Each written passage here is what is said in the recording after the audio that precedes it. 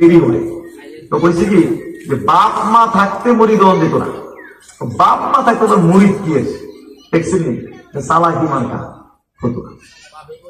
এই জন্য মাঝে মাঝে আমাদের কাছে কেউ কয় যে হুজুর আমার আব্বা 6 মাস আগে মারা গেছে হুজুর, তো এখন হুজুর আইসি আপনার কাছে মুরিদ হনের লেগে, তার নিকে আপনার আব্বা মারা যাওয়ার এবং আমরা সবাই আমাদের গুনাহ থেকে তওবা করব, আর আপনাদেরকে বায়াত করানো হবে, মুরিদ করানো হবে।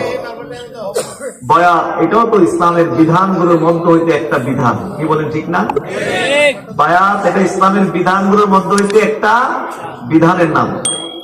ইসলামের যত বিধান আছে সেই বিধানগুলোর মধ্যে একটা বিধান হলো কি, একটা বিধান কি বায়াত। আল্লাহ রাসূলের কাছে সাহাবারা বায়াত গ্রহণ করতেন, আবু বকর সিদ্দিক, ওমর, ওসমান, আলী রাদিয়াল্লাহু তাআলা আনহুম, তিনিদের কাছে সাহাবায়ে কেরাম বায়াত গ্রহণ করতেন। কন্যা সুবহানাল্লাহ।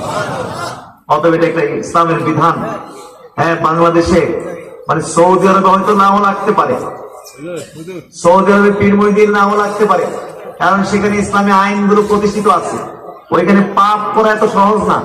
চুরি করলে হাত কেটে দেওয়া হবে, জেনা ব্যভিচার করলে গলা কেটে দেওয়া হবে, খুন করলে মৃত্যুদণ্ড দেওয়া হবে, মদ পান করলে বেত্রাঘাত করা হবে, সর্বোচ্চ শাস্তি মৃত্যুদণ্ড পর্যন্ত দেওয়া হবে। তারপরে এক ওয়াক্ত নামাজ যদি কেউ না পড়ে পুলিশ ধরে নিয়ে থানায় বেত্রাঘাত করবে, নামাজ পড়াবে, তওবা করাবে, তারপরে মুক্তি দিবে। বাংলাদেশে নামাজ পড়ে না এই জন্য পুলিশ ধইরা থানায় নিয়ে শাস্তি দিচ্ছে, এরকম কি একটা ঘটনা আসেনি বাংলাদেশে? যে পুলিশটা নিব, অধিকাংশ পুলিশ তো নামাজ পড়ে না, আবার আপনাদের ধরে নিব নামাজ না পড়ার কারণে। এই জন্য বাংলাদেশে পানির মতো সহজ পাপ করা। সৌদি আরবে লাগবে না। সৌদি আরবের জনগণ রাষ্ট্রের শাসকদের কাছে বায়াত গ্রহণ করলে বায়াতের বিধান পালন হয়ে যাবে। কিন্তু যেগুলো মুসলিম দেশ, কিন্তু ইসলামী দেশ না, যেই দেশগুলোতে পাপ করা পানির মতো সহজ, ওই সমস্ত এরিয়াগুলোতে হক্কানি পীর মাশায়েখদের, পীর মুরিদের মাধ্যমে ইসলামের ব্যাপক খেদমত হয়েছে। বলেন না সুবহানাল্লাহ।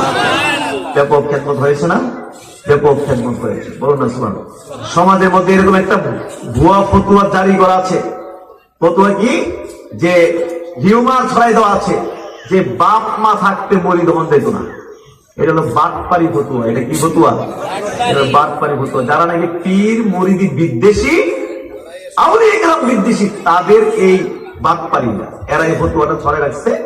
দেখছে যে বড় বড় ইসলামী মহাসম্মেলন কইরা পীর মুরিদের বিরুদ্ধে ওয়াজ করি, কিন্তু যত ওয়াজই করে এই দেশের মানুষের কানের উল্পিতে জায়গায় কানে ঢুকে না, পীরের পিছনে দৌড়ে যায়। কন্যা সুবহানাল্লাহ। বড় বড় তাফসীরুল কোরআন মাহফিল দিয়া পীর মুরিদের বিরুদ্ধে ওয়াজ করি, এর কোন দেশের জনগণ খালি পীরের কাছে যায়। কারণ এই দেশের মানুষ জানে যে এই দেশে কোন নবী রাসূল আসে নাই, হক্কানি পীর মাশায়েখদের মাধ্যমে এই দেশে ইসলাম আসছে। কন্যা সুবহানাল্লাহ। এই জন্য বিরত রাখতে পারে। এখন চিন্তা করতেছে খাইছে আমারে কোনভাবে পীর মুরিদি থেকে এদেশে মানুষকে সরান যায় না, যাকে তাইলে একটু বাটপারি করি, কিছু ফতুয়া ছড়াই দেই, গেলেও যাতে একটু দেরি হলে। তো বলছি কি যে বাপ মা থাকতে মুরিদ হন যেত না, বাপ মা থাকতে তো মুরিদ কি আছে দেখছেন সালা কি মানটা হতো না। এই জন্য মাঝে মাঝে আমাদের কাছে কেউ কয় যে হুজুর আমার আব্বা 6 মাস আগে মারা গেছে হুজুর, তো এখন হুজুর আইসি আপনার কাছে মুরিদ হনের লেগে, তার নিকে আপনার আব্বা মারা যাওয়ার সাথে মুরিদ হওয়ার সম্পর্ক কি? ওই উনি হতো যে বাপ থাকতে কি হন যায় না, মুরিদ হন যায় না। চিন্তা করছেন কি কথা? বাপ মা থাকতে স্কুলে যেতে পারে কিনা, অঙ্ক টিচারের কাছে, ইংরেজি টিচারের যাওয়া যায় কিনা, স্কুল কলেজ মাদ্রাসা বিশ্ববিদ্যালয়ে যাওয়া যায়, ইমাম সাহেবের কাছে যাওয়া যায়, মুফতি সাহেবের কাছে যাওয়া যায়, খালি নাকি পীর সাহেবের কাছে নাকি যাওয়া যেত না বাপ মা থাকতে। বরং আমি মনে করি স্কুল কলেজ যখন ভর্তি হবে তখনই উচিত আপনাদের যে কোনো একজন হক্কানি কোরআন সুন্নাহ সম্পর্কে অভিজ্ঞ চলে এবং চালায় এই ধরনের একজন পীরের সাথে সন্তানকে কানেক্ট করে দেওয়া। ওইখানে বিভিন্ন সাবজেক্ট শিখবে আর পীর সাহেবের কাছে গিয়ে আখলাক শিখবে। পীর সাহেব বলবে বাপ মার সেবা করবা, ভালো পড়াশোনা করবা, বাজে বন্ধুদের সাথে চলবা না, ঠিকভাবে লেখাপড়া করো, বাপ মার সেবা করো, বাপ মার কথা শুনো, এইগুলো শিখবে, এইগুলো শিখে পীর সাহেব। সুবহানাল্লাহ।